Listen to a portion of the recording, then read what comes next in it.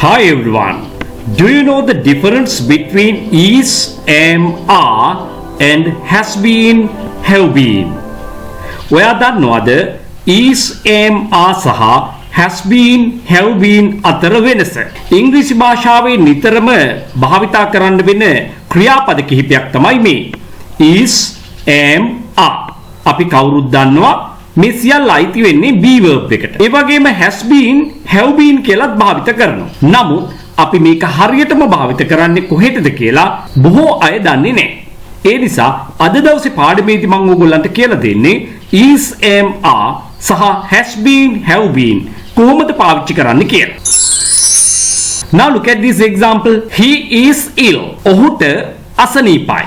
ඔහුට අසනීපයි. දැන් බලන්න ඉංග්‍රීසි භාෂාවේ තවත් විශේෂ අවස්ථාවක් තමයි be verb එකට අයිති is, am, are වර්තමාන කාලයේදී අතීතයේදී was were කියලාත් අපි පාවිච්චි කරනවා. අනාගත කාලයේදී will be භාවිත කරනවා. is, am, are. is කියන ක්‍රියාපදයේ සාමාන්‍ය තේරුම වෙයි, තිබෙයි, සිටි වැනි අර්ථ ටික. ඒ වගේම am කියන්නේ වෙමි, සිටිමි වැනි අර්ථ ගෙන දීම සඳහා අපි පාවිච්චි කරන ක්‍රියාපදයක්. ඒ වගේම ආ කියන ක්‍රියාපදයේ අර්ථය වෙති, තිබෙති, සිටිති වැනි අර්ථ. නමුත් හරි සුවිශේෂී දෙයක් සිද්ධ වෙනවා ඉංග්‍රීසි භාෂාවේදී. අපි සාමාන්‍යයෙන් සිංහලෙන් කියන ඇය ලස්සනයි, ඇය ලස්සනයි, she is beautiful කියලායි අපි පාවිච්චි කරන්නේ. she is pretty මෙන්න මෙවැනි වචන අපි පාවිච්චි කරනවා. she is gorgeous, she is stunning මෙන්න මෙහෙම යෙදුම් පවා පාවිච්චි කරන්න පුළුවන්. කෙසේ වෙතත් දැන් මට ඔයාලට කියලා දෙන්න අවශ්‍ය වෙන්නේ මෙන්න මේ දේ. is, am, are කියන ක්‍රියාපදවල අර්ථය අපි සිංහලෙන් වාක්‍යයක් කියනකොට මේකේ අර්ථය කියවෙන්නේ නැහැ. දැන් බලන්න ඇය ලස්සනයි. ඇය කියන්නේ අපි පාවිච්චි කරන්නේ she, ලස්සනයි, beautiful. ඇය ලස්සන වෙයි කියලා අපි සිංහලෙන් කියන්නේ නෑනේ. අපි සාමාන්‍යයෙන් කියන්නේ ඇය ලස්සනයි. එතකොට ඊතර තියෙන වචන දෙකයි. ඇය එකක්, ලස්සනයි තව වචනයක්. දැන් මෙන්න මෙහෙම ආධුනික අවස්ථාවේ අපි පසු වෙනකොට ඉංග්‍රීසි භාෂාවට අපි උත්සාහ කරනවා ඇය කියන්නේ she, ලස්සනයි කියන්නේ beautiful. ඒගොල්ලන්ට ඇහෙන දේ තමයි, ඒගොල්ලන්ට පේන දේ තමයි පරිවර්තනය කරන්නේ.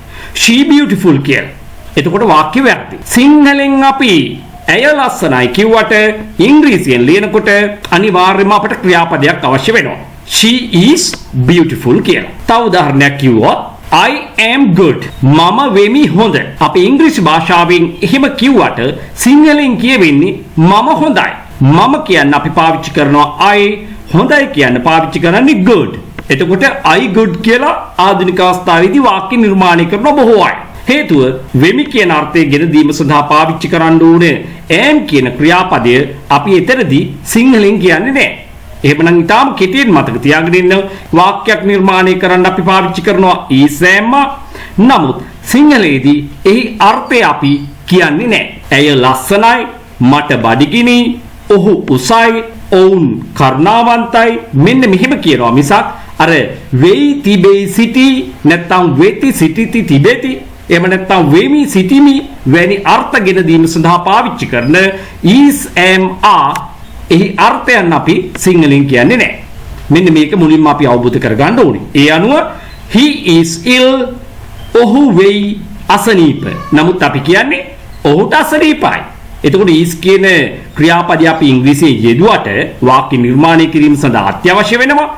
ඒක භාවිතා කරාට සිංහලෙන් අපි ඒක කියන්නේ නැහැ. he is ill, ඔහුට අසනීපයි. හොඳයි. දැන් බලන්න ඔහු අසනීපෙන් ඉන්නේ. ඔහු අසනීපෙන් ඉන්නේ. වසර ගාණක් තිස්සේ ඔහු අසනීපෙන් ඉන්නේ. මෙන්න මෙවැනි දෙයක් ප්‍රකාශ කිරීම සඳහා අපි present simple ක්‍රමය. ඒ කියන්නේ is, am, are පමණක් වාක්‍යයක් තුල ක්‍රියාපදයේ යෙදෙනවා නම් තනිවම ඒක ප්‍රධාන ක්‍රියාවක කාර්යය ඉටු කරන්නේ. ඒක simple present tense එක. එහෙම නැත්නම් අපි කියනවා present simple tense එක. නමුත් ඔහු අසනීපෙන් ඉන්නේ වැනි අර්ථයක් ගෙන දීම සඳහා අපි පාවිච්චි කරන්න ඕනේ present perfect tense එක. ඔහු අසනීපෙන් ඉන්නේ. එහෙමනම් present perfect tense එක හැදෙන්නේ කොහොමද? has, have කියන උපකාරක ක්‍රියාපද දෙකෙන් අනිවාර්යෙන් උදව් ගන්න ඕනේ කර්තෘට ගැලපෙන්න. has, have ගෙන් උදව් ගන්න ඕනේ. ඒ අනුව he නම් has කියලා අපි පාවිච්චි කරනවා. ඊළඟට අපි කරන්න ඕනේ අපිට අවශ්‍ය කරන ක්‍රියාපදේ past participle form එක පාවිච්චි කරන්න ඕනේ. එතකොට තමයි present perfect tense එක හැදෙන්නේ. is am අයිති වෙන්නේ be කියන ක්‍රියාපදයට. මෙහි past participle form එක තමයි been කියලා කියන්නේ. එහෙමනම් he has been ill for years කියලා කියන්නේ මෙතනදී for years කියලා කියන්නේ වසර ගණනාවක් තිස්සේ. for days කියලා කිව්වොත් දින ගණනාවක් තිස්සේ, දින ගාණක් තිස්සේ කතා කරන භාෂාවේ. for hours කියලා කිව්වොත් පැය ගාණක් තිස්සේ. for months කියලා කිව්වොත් මාස ගාණක් තිස්සේ. for weeks කියලා කිව්වොත් සති ගාණක් තිස්සේ. මෙන්න මෙවැනි අර්ථ ගෙන දීම සඳහා අපිට මෙන්න මේ ෆ්‍රේස් එක පාවිච්චි කරන්න පුළුවන්. දැන් අපි නැවතත් එමු පාඩමට.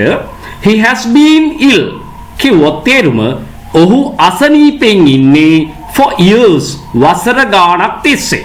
එහෙමනම් මෙතනදී ඔබට පේනවා කාලයේ දීර්ඝ කාලයක් නිරූපණය කිරීම කළ හැකි present perfect tense එක මේ විදිහට පාවිච්චි කළා. he has been ill for years. ඔහු වසර ගාණක් තිස්සේ අසනීපෙන් ඉන්නේ. නමුත් මෙතනදී බලන්න he is ill කියපුවාම ඒකේ තේරුම ඔහුට අසනීපයි. යම් කාලච්ඡේදයක් නිරූපණය කිරීම සඳහා අපි පාවිච්චි කරනවා present perfect tense එක මෙන්න මේ විදිහට. have been, has been ලෙස. කතරුට ගැලපෙන විදිහට අපි have has තෝර ගන්නවා. ඊළඟට මේ is am are අන්න ඒගොල්ලන්ගේ past participle form එක තමයි අපි මෙතනදී ලියන්නේ. එහෙමනම් he has been ill for years කියන්නේ ඔහු වසර ගණනාවක් තිස්සේ අසනීපෙන් ඉන්නවා. හොඳයි. එහෙමනම් ඉතා කෙටියෙන් නැවතත් මතක් කරගමු. he is ill කියන්නේ ඔහුට අසනීපයි. he has been ill කියන්නේ ඔහු අසනීපෙන් ඉන්නේ. ඔහු ලෙඩ වෙලා ඉන්නේ කියන අර්ථය මෙතන ගෙන දෙනවා. දැන් ඕගොල්ලන්ට මේ දෙක අතර වෙනස හොඳින් පැහැදිලි ඇති. තවදුරටත් අපි මේ බීන් කොහොමද නිර්මාණය වුනේ කියලා සාකච්ඡා කරලා බලමු. අපි හැමෝම දන්නවා වර්තමාන කාලයේදී ක්‍රියාපදයක් come comes. come බහුවචන ක්‍රියාව, comes ඒකවචන ක්‍රියාව. have has, do does, go goes. එහෙමනම් be කියන verb එකේ is am are කියලා ක්‍රියාපද තුනක්ම වර්තමාන කාලයට අයිති. are කියන්නේ බහුවචන ක්‍රියාව, is සහ am කියන්නේ ඒකවචන ක්‍රියාපද. එතනදී දෙකක් ඒකවචන ගොඩට අයිති වෙනවා. දැන් අපි මේ සියල්ලගෙම අතීත කාලයේ සාකච්ඡා කළොත් come comes දෙන්නගෙම came, have has දෙන්නටම ඉන්නේ had, do does දෙන්නටම ඉන්නේ did, go goes දෙන්නටම ඉන්නේ went. is am are මේ සියල්ලටම අතීත කාලයේදී දෙකක් තියෙනවා ක්‍රියාපද, එකක් was අනික were. is කියන ක්‍රියාපදයේ අතීතයේ was, am කියන එකෙත් was, are කියන ක්‍රියාවේ අතීතය were බවට පත් වෙනවා. come came come, have had had, do did done, go went gone. එහෙමනම් be verb එකේ past participle form එක තමයි been කියලා කියන්නේ. එහෙමනම් දැන් ඕගොල්ලන්ට තේරෙනවා ඇති කොහොමද මේ been පාවිච්චි කළේ කියලා. he is tired. he is tired. ඔහුට මහන්සි. ඔහුට මහන්සි. දැන් අපි is කියන වචනේ අර්ථය කියන්නේ නැහැ. ඔහු වෙයි මහන්සි. එහෙම කියන්නේ නැහැ. he is tired. ඔහුට මහන්සි. මේක perfect tense එකකින් කියන්නේ මෙන්න මෙහෙමයි. he has been tired. he has been tired. දැන් අපි තේරුම බලමු. he is tired කියන්නේ ඔහුට මහන්සි. he has been tired කියන්නේ ඔහු මහන්සියෙන් ඉන්නේ. ඔහු මහන්සියෙන් ඉන්නේ. සාමාන්‍යයෙන් අපි කතා කරනකොට මේ වගේ දේවල් කියන්නේ නැද්ද? ඔහුට මහන්සි. තව අවස්ථාවකදී කියනවා ඔහු මහන්සි වෙලා ඉන්නේ. ඔහු මහන්සියෙන් ඉන්නේ. එයාට කරදර කරන්න එපා. අන්න එවැනි අදහස් ප්‍රකාශ කරනෝනේ. මේ ව්‍යාකරණ නීතිය ඔබ දැන ගැනීම කොයිතරම් අත්‍යවශ්‍ය වෙනවද කියලා දැන් ඕගොල්ලන්ට තේරෙනවා ඇති. තවත් අපි උදාහරණ කතා කරමු. එතකොට තමයි මේ පාඩම කිසිදා අමතක නොවන විදිහට මතක හිටින්නේ. She is sad. ඇයට දුකයි. She is sad. ඇයට දුකයි. දැන් බලන්න is කියන ක්‍රියාපදයේ අර්ථය සිංහලෙන් අපි කියන්නේ නැහැ. ඇය දුකින් ඉන්නේ. ඇය දුකින් ඉන්නේ. එවැනි දේවල් ප්‍රකාශ කරනවා. එහෙමනම් ඒක කියන්න ඕනේ present perfect tense එකෙන්. දැන් ඕගොල්ලෝ දන්නවා කොහොමද කියන්නේ? She has been sad. She has been sad. ඇය දුකින් ඉන්නේ. We are happy. We are happy. අපිට සන්තෝෂයි. අපිට සතුටුයි. දැන් කොහොමද කියන්නේ? අපි සතුටින් ඉන්නේ. We have been happy. has have දෙන්නගෙන් එක්කෙනෙක් තමයි මෙතන උදව්වට ගන්නෙ. දැන් we නම් ගැලපෙන්නේ මොකක්ද? have. is am are යන ක්‍රියාපද තුනේම past participle form එක තමයි been කියලා කියන්නේ. ඒ අනුව එයා වෙනස් වෙන්නේ නැහැ. We have been happy. අපි සතුටින් ඉන්නේ. නැවතත් තේරුම බලමු. We are happy. අපිට සතුටුයි. We have been happy. අපි සතුටින් ඉන්නේ. We are hungry. We are hungry. අපට බඩගිනි. We have been hungry. අපි බඩගින්නේ ඉන්නේ. You are married. ඔබ විවාහකයි. ඔබ විවාහකයි. You have been married. ඔබ විවාහ වෙලා ඉන්නේ. ඔබ විවාහ වෙලා ඉන්නේ. අපි කතා කරනකොට කියන්නේ you are married. ඔයා කසාද බැඳලා. You have been married. ඔයා කසාද බැඳලා ඉන්නේ. She is married. ඇය විවාහකයි. ඇය කසාද බැඳලා. කතා කරන භාෂාවෙන්. She has been married. එහෙම කිව්වොත් ඇය කසාද බැඳලා ඉන්නේ. ඇය විවාහ වෙලා ඉන්නේ. try කරුවට වැඩක් නැහැ. එහෙමත් කියන්න පුළුවන් නේ. I am thirsty. මට තිබහයි. I am thirsty. අපි මෙහෙම කිව්වොත් I have been thirsty. මම තිබහෙන් ඉන්නේ. මම තිබහෙන් ඉන්නේ. They are safe. ඔවුන් ආරක්ෂිතයි. ඔවුන් ආරක්ෂිතයි. safe කියනවා ආරක්ෂිත. නාම විශේෂණ පදයක්. ඒ වගේම මේක නාමයක් විදිහටත් පාවිච්චි කරන්න පුළුවන්. This can be used as a noun too. It means safe poor. Safe poor, not safe poor, right? Safe poor. They are safe. ඔවුන් ආරක්ෂිතයි. They have been safe. ඔවුන් ආරක්ෂිතව ඉන්නවා. ඔවුන් ආරක්ෂිතව ඉන්නවා. They are safe. ඔවුන් ආරක්ෂිතයි. They have been safe. ඔවුන් ආරක්ෂිතව ඉන්නවා. He is. In short, he is. ඔහොමයි කතා කරනකොට කියන්නේ. මම මුලින් ඕගොල්ලන්ට මේ අදාළ ක්‍රියාපදය කෙටි නොකරයි කිව්වේ පාඩම තේරුම් කරවන්න අවශ්‍ය නිසා. නමුත් ප්‍රායෝගිකව මේක පාවිච්චි කරන්නේ he is කෙටි යෙදුම his කියලා. He is bedridden. ඒ කියන්නේ bedridden කියන්නේ ඔත්පල වෙලා ඉන්නවා. එක තැන් වෙලා ඉන්නවා. He is bedridden. ඒක තමයි මේ කියලා තියෙන්නේ he is bedridden කියලා. ඔහු එක තැන් වෙලා. ඔහු ඔත්පල වෙලා. දැන් මේ දෙවෙනි වාක්‍යයෙන් කියන්න උත්සාහ කරන්නේ ඔහු ඔත්පල වෙලා ඉන්නේ. ඔහු එක තැන් වෙලා ඉන්නේ. He is being bedridden. He is being bedridden. දැන් ඕගොල්ලන්ට ගැටලුවක් මතුවෙන්න ඕනි. ඇයි මෙතන he is කියලා තියෙන්නේ? උඩක් තියෙන්නේ ඒකමනේ කියලා හිතේ. he කියන ක්‍රියාපදයට is එකතු කරපුවාමත් his වෙනවා. he කියන ක්‍රියාපදයට has එකතු කරපුවාමත් his කියලායි අපි කියන්නේ. එතකොට කොහොමද අපි අඳුරගන්නේ මෙතන is ද යෙදෙන්නේ? මෙතන is ද තියෙන්නේ has ද තියෙන්නේ? is ද තියෙන්නේ has ද තියෙන්නේ කියලා කොහොමද අඳුරගන්නේ? අපි ඒ නිසා තමයි ව්‍යාකරණ හරියට ඉගෙන ගන්නට ඕනේ. tenses හරියට ඉගෙන ගන්න ඕනේ. අපි බොහෝ අය මහන්සි වෙන්න කැමති නැහැ. නමුත් කල්පනා කරලා බලන්න භාෂාවක කශේරුකාව තමයි ව්‍යාකරණ කියලා කියන්නේ. ව්‍යාකරණ වලින් තොරව අපි භාෂාවක් හදාරන්න උත්සාහ කළොත් එහි ශක්තිමත් පදනමක් ඇති වෙන්නේ නැහැ. ඒ නිසා ඔබ අනිවාර්යයෙන්ම කැමැත්තෙන් හෝ අකමැත්තෙන් ව්‍යාකරණ ඉගෙන ගත යුතුම වෙනවා. දැන් මේ මොහොතේදී his කියලා තියෙනකොට has ද යෙදලා තියෙන්නේ is ද යෙදලා තියෙන්නේ කියලා තීරණය කරන්නේ by considering the rest of the verbs or the rest of the verbs used in the sentence.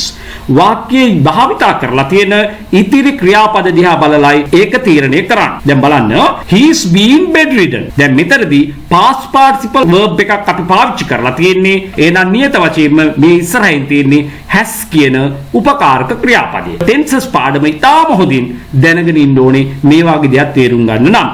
ඉතින් ඔබ තාමත් tenses පාඩම පිළිබඳව උනන්දුවක් දැක්ුවේ නැත්නම් මෙන්න මේක අවස්ථාවක් කරගන්න. ඒක සරලව නිවැරදිව පිළිවෙලින් ඉගෙන ගන්නට. He is late. He is late. He is late. ඔහු ප්‍රමාදයි. ඔහු ප්‍රමාද වෙලා ඉන්නේ. ඔහු ප්‍රමාද වෙලායි තියෙන්නේ. He is been late. He was late. ඔන්න දැන් අපි අතීත කාලයට යනවා. He was late. ඔහු ප්‍රමාද වුණා. ඔහු ප්‍රමාද වෙලායි හිටියේ. ඔහු ප්‍රමාද වෙලායි තිබුණේ. යන අර්ථය ගෙන දීම සඳහා අපි past perfect tense එක පාවිච්චි කරන්න ඕනේ. එහෙමනම් මුලින් අපි present perfect tense එකේදී උදව් ගත්තේ has have ගෙන්. මේ වෙලාවේ අපි ඒ දෙන්නගේ අතීතය වන had ගෙන් තමයි උදව් ගන්නෙ. ඒ අනුව he had been late කියලායි මේ වාක්‍ය ලියන්න ඕන ක්‍රමය. He had been late. ඔහු ප්‍රමාද වෙලායි හිටියේ. ඔහු ප්‍රමාද වෙලායි තිබුණේ. She was ill. ඇයට අසනීප වුණා. නමුත් ඔබ මෙහෙම කිව්වොත් she had been ill කියලා. ඇය අසනීපෙන් සිටියේ. ඇය අසනීපෙන් සිටියේ යන අර්ථය ගෙන දීම සඳහා ඔබ past perfect tense එක මෙන්න මේ විදිහට පාවිච්චි කරන්න ඕනේ. They were angry. ඔවුන් තරහ වුණා. They were angry. ඔවුන් තරහ වුණා. ඔවුන් තරහින් හිටියේ කියලා කියන්නේ කොහොමද? They had been angry. They had been angry. I was fine. මම හොඳින් හිටියා. I was fine. I had been fine කිව්වා. මම හොඳින් හිටියේ. මම හොඳින් හිටියේ. Fine කියන වචනේ අර්ථ කීපයක් ඕගොල්ලන්ට කියලා දෙන්න තියෙනවා. Fine කියන්නේ කදිමයි හොඳයි කියන අර්ථය. ඒ වගේම දඩ ගහනවට කියන්නේ fine කියලා. ඒ වගේම දඩේට කියන්නේ fine කියලා. ඉතින් මේ අර්ථ ටිකත් අපි මේ ගමම්ම දැනගන්න ඕනේ. I will be fine. මෙන්න future tense එකෙන් මේක කියන හැටි. I will be fine. මට හොඳ වේවි. I will be fine. ඒ කියන්නේ මම හොඳින් ඉඳීවි කියලා කියන්නේ. I will have been fine. මම හොඳින් ඉඳීවි. She will be fine. She will have been fine. We will be rich. අපි පොහොසත් වේවි. We will have been rich. අපි පොහොසත් වෙලා ඉඳීවි. අපි පොහොසත් වෙලා ඉඳීවි. We will have been rich. පාඩමේ සාරාංශය දැන් බලමු. I am happy. මට සතුටුයි. I have been happy. මම සතුටින් ඉන්නේ. I was happy. මම සතුටු වුණා. I had been happy. මම සතුටින් හිටියා. I will be happy. මම සතුටු වේවි.